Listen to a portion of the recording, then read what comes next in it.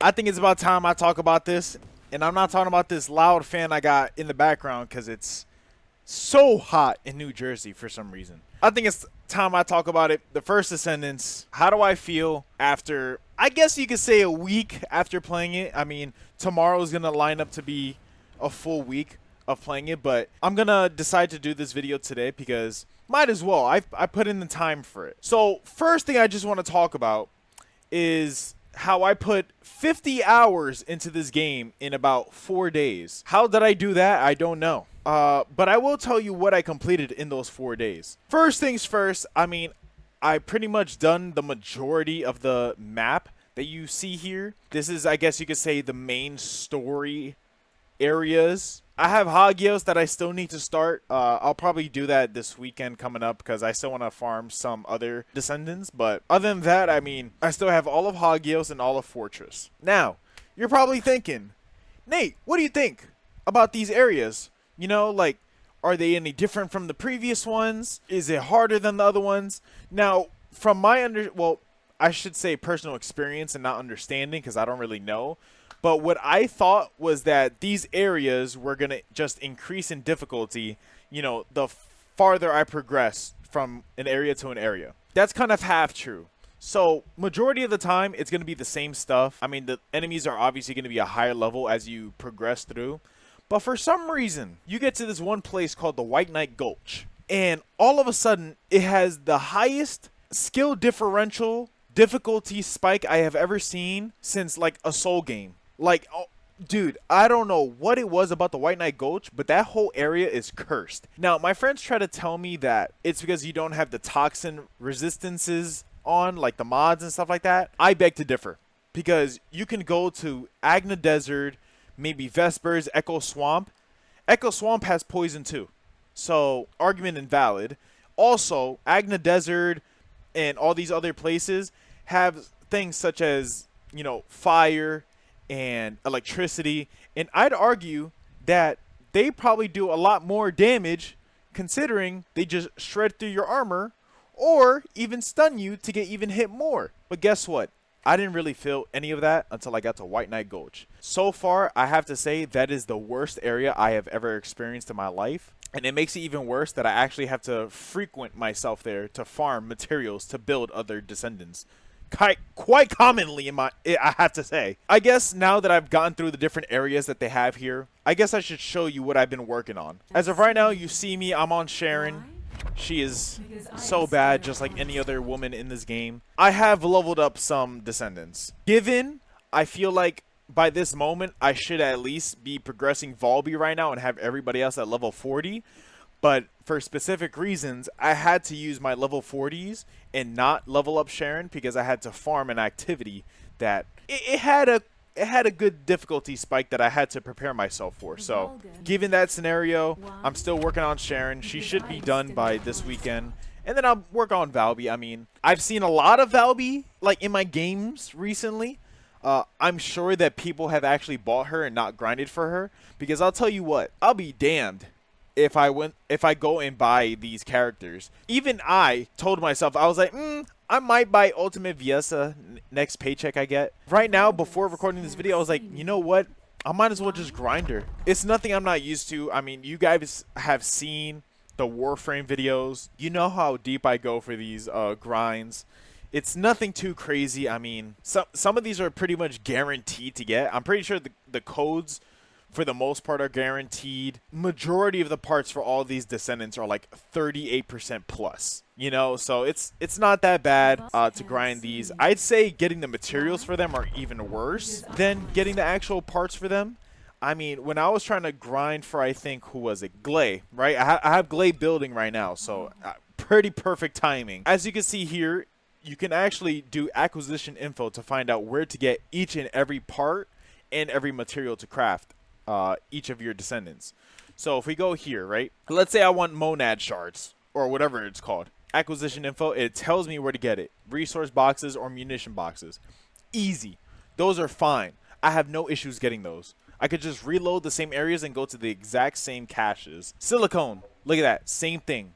I'll go to the same exact resource boxes and munition caches. Okay, now obviously you got to go out of your way to get the actual, enhanced cells, stabilizers, catalyst, whatever it is. That's fine. Here's my issue. You have materials such as cooling metallic foils. You have to literally complete a little like timed event. Not even like a timed event, but like a quick time event, I should say. That's a more appropriate term. Like a quick time event. Y'all ever did the lock picking in Assassin's Creed Unity? It's like that. Oh my goodness. First of all, the hacking itself is not hard. It's finding the encrypted storage boxes to actually be able to do these. Because bro, these things they spawn like one per area. It's insane. It has like a couple of different spawn locations and only does like one per area from what I've seen. The most I've seen is like 2.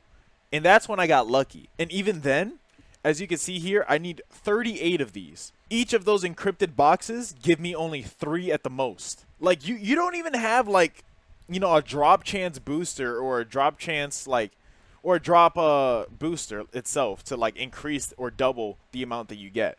So you actually have to run these like 12 to 13 times. It's kind of disgusting. But at least it's guaranteed. It's not like, you have a chance at getting it. It's literally guaranteed to get these materials from said places. So that's not bad. It's more of like doing it for a certain amount of time to get the amount of materials that you need. It's not an issue, but it's very tedious. Other than that, I mean, I've had no issue whatsoever farming these. Honestly, I'm not going to say it's easier than Warframe because I know a lot of people had an issue with that. And I'm sorry. I've played so much Warframe. I kind of understand it. I won't say that this game is easier because it's not. Warframe is, I ain't gonna lie, I think Warframe might be a little more brain dead. For First Descendants, this is a good game you could turn your brain off and not really stress about, getting certain things. Like, I feel like I stress more getting materials and stuff and drops on Warframe than I do on this game. Given it is still in the beginning of its life cycle, so it's a little too early to tell, but I've been enjoying the grind so far. Who I'm trying to go for next after Glay, I actually plan on getting Lepic. I try to get all the elements so far. I mean, I have electricity from Sharon and Bunny. I have Frost from Viessa, Toxin from Freyna, and I have non-attribute with Valby. Given Valby's probably not going to be my go-to when I need non-attribute damage, I kind of want Ajax for that. Maybe Jaber. I think Jaber's pretty cool. I'm not going to lie. I want Ajax. And for Fire, I want Blair. I mean, I have half of the things for him already, and they're already crafted. But the other 2, I need to progress the story, farther. And I think I even need to complete the campaign depending on how far I need to go to get the rest of his things. Right now, I'm going to go for Lepic. I already made my Excel spreadsheet. Let's see if I can actually pull it up. So as we can see here, my PC's not liking me right now because I have both the game and this on. For some reason, First Descendants just takes up so much memory. But as we see here, I got my little farm set up. I know where to get everything. I just got to do it. I'm going to close this before my PC poops on itself. Yeah, I mean, the game's pretty fun. I'm just happy that this is preseason.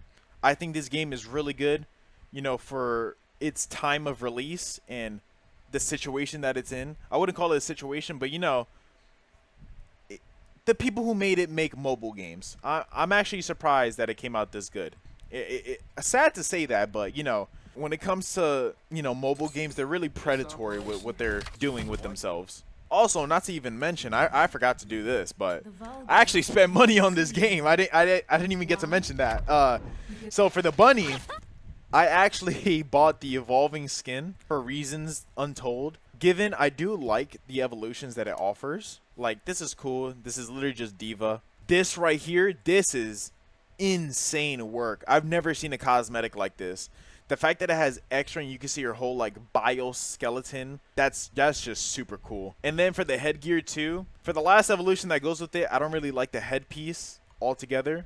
But this second one, oh yeah, it changes her ponytail blonde. That's fire. Oh my god, I love it. Now moving on to the only other skin that I have, it's actually for Valby. I think I should put it on right now while I'm at it. I actually bought the maid skin, so I'm gonna rock that. I don't know how I feel about the actual maid suit itself. I'm not a fan of it unless you you're trying to see certain angles, I should say. I like her regular fit. Her regular fit is fine for me. I really like it. I think the hair is really nice. I think, yeah, I think it looks really good.